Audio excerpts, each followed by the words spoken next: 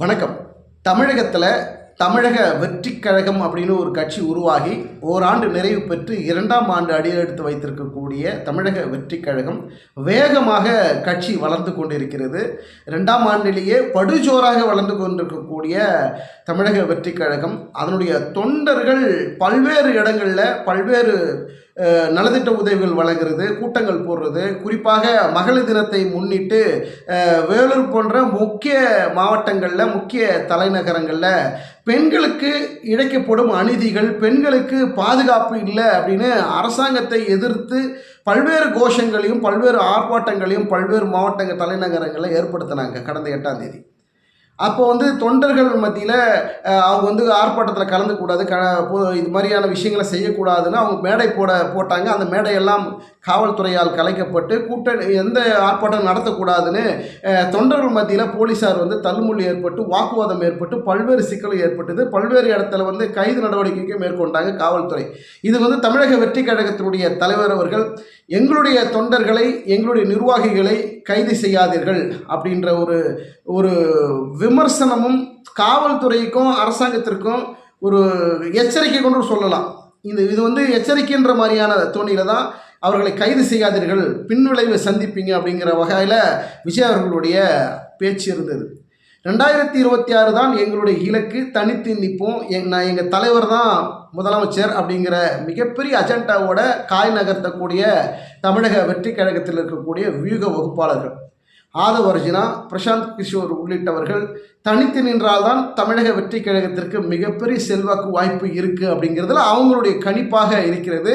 ஆனால் பத்திரிகையாளராக நம்ம சொல்லக்கூடிய ஒரு கருத்து என்னன்னா, தனித்து நிற்கணுன்றது இப்போ இருக்கக்கூடிய அரசியல் கள நிலவரத்துக்கு இது எடுபடாதுங்கிறது தான் உண்மை. ஒரு பக்கம் கட்சி தொடங்கி 2 ஆண்டுக்குள்ளவே தமிழக வெற்றி கழகத்துக்குள்ள பல்வேறு சலசலப்புகள், கட்சியினுடைய பொதுச் செயலாளர் புஷி ஆனந்த் ஏற்கனவே பல விமர்சனங்கள் இருந்தது. இப்போ விழுப்புரத்தில் ஒரு நிர்வாகி புஷி ஆனந்த் மீது பல்வேறு குற்றச்சாட்டுகளையும் முன்வைக்கிறாங்க. இது வழக்கமாக நடக்கக்கூடிய விஷயம் தான். எந்த ஒரு நிறுவனம் புதிதாக ஆரம்பித்தாலும் சரி, எந்த ஒரு கட்சி புதிதாக தொடங்கினாலும் அந்த கட்சி அந்த நிறுவனத்தின் மீது பல்வேறு விமர்சனங்கள் வரும். அந்த விமர்சனங்கள் இருந்தால் தான் அந்த கட்சியும் சரி நிறுவனம் சரி எந்த ஒரு அமைப்பும் தொடர்ந்து அது வளர்ந்து கொண்டு இருக்கிறதுங்கிறத அதற்குண்டான ஒரு அடிப்படை காரணமாக கூட அமையும்.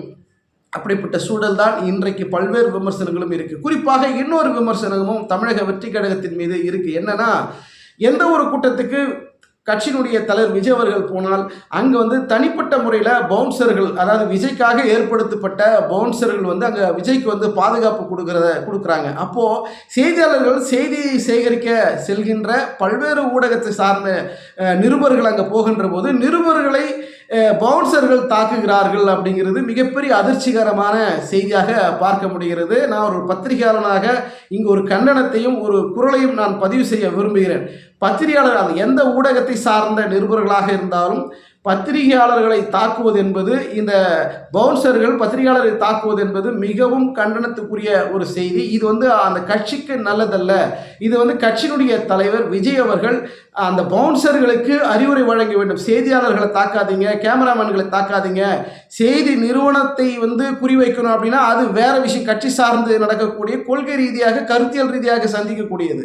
ஆனால் செய்தியாளர்கள் களத்திலிருந்து அவர்களுடைய நிகழ்ச்சிகளை அவருடைய கூட்டங்களையோ கருத்துக்களை எடுத்து மக்களுக்கு காண்பிக்கக்கூடிய மாபெரும் இடத்துல களத்தில் இருக்கிறவங்க செய்தியாளர்கள், அவர்களை தாக்குறதுங்கிறது எந்த கட்சிக்கும் அழகல்ல. அது நல்லதும் இல்லை, மிகப்பெரிய எதிர்வினைகளையும் சந்திக்கக்கூடிய ஒரு சூழலும் இருக்குது. கடந்த காலங்களில் எத்தனையோ அரசியல் தலைவர்கள் எத்தனையோ பேர் பேசி செய்தியாளர்கள் மத்தியில் பேசி அவர்கள் தலைக்கீழாக புரட்டி போட்ட ஊடகங்களும் இருக்கிறது. அவர்களை செய்தியாளர்களை தாக்குகின்ற போது இது மிகப்பெரிய அதிர்வலையை சந்திக்கக்கூடிய ஒரு சூழலும் தமிழக வெற்றி கழகத்திற்கு அமைந்துவிடும். அந்த வகையில் தமிழக வெற்றி கழகம் விஜய் அவர்கள் ஒரு எச்சரிக்கையாக செய்தியாளர்கள் மத்தியில் ஒரு எச்சரிக்கையாக நடந்து கொள்ள வேண்டும் பவுன்சர்கள் அப்படிங்கிற ஒரு அறிவுரையை பவுன்சர்களுக்கு விஜய் அவர்கள் வழங்க வேண்டும். இல்லை என்றால் செய்தியாளர்கள் பல்வேறு செய்திகளை தமிழக வெற்றி கழகத்தின் மீது இருக்கக்கூடிய அதிருப்தியில் கட்சிக்கு வேறு மாதிரியான ரியாக்ஷன் செய்தியாளர்கள் உருவாகக்கூடிய வாய்ப்புகள் ஏற்பட்டால் அது கட்சிக்கு ஒரு பின்னடைவு படக்கூடிய வாய்ப்புகளும் இருக்குது. இதை கருத்தில் கொண்டு கட்சி தமிழக வெற்றி கழகத்தினுடைய தலைவர் செயல்பட வேண்டுங்கிறதா நம்ம வைக்கக்கூடிய மிகப்பெரிய ஒரு வேண்டுகோள் கருத்தாக இருக்கிறது.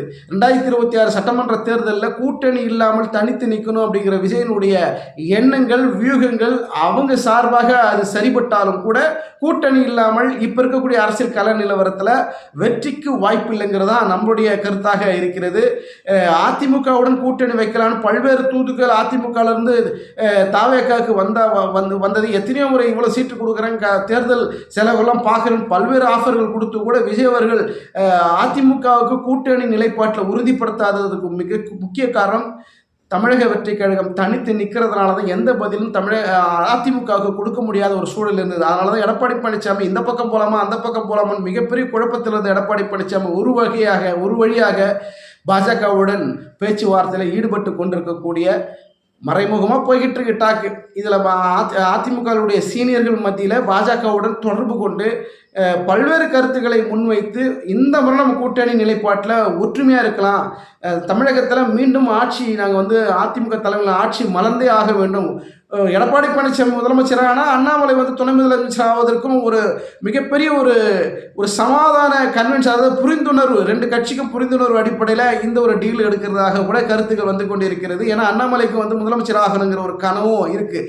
அவருக்கு நான் கட்சி தலைமை என்ன சொல்லுது நான் அதை செய்து கொண்டிருக்கிறேன், நான் முதலமைச்சர் ஆகணும், எம்பி ஆகணும், எம்எல்ஏ ஆகலாம் எனக்கு கனவு கிடையாதுங்க அப்படின்னு அண்ணாமலை பல்வேறு செய்தியாளர் சந்திப்பில் பகிரங்கமாக சொல்லிக்கிட்டு இருக்கிறார். ஆனால் தற்போது அந்த நிலவரம் கிடையாது. அண்ணாமலைக்கு முதலமைச்சர் ஆகணும் அப்படிங்கிற கனவு உருவாகி கொண்டிருக்கிறது. அப்போ இங்கே கூட்டணி நிலைப்பாட்டுக்குள்ள பாஜகவுடன் அதிமுக கூட்டணி வந்தால் எடப்பாடி முதலமைச்சர், அண்ணாமலை துணை முதலமைச்சர் அப்படிங்கிற நிலைப்பாடு ஒரு டீலிங்கு சமரச பேச்சுவார்த்தைக்கு தான் அமித்ஷா கிட்ட அதிமுகவுடைய சீனியர்கள் குறிப்பாக எடப்பாடி பழனிசாமி கூட தொடர்பு கொண்டு பேசி கொண்டிருக்கிறார் அப்படிங்கிறதான் தற்போது வரக்கூடிய ஒரு செய்தியாக இருக்கிறது. பொறுத்துட்டு பார்க்கலாம். நன்றி, வணக்கம்.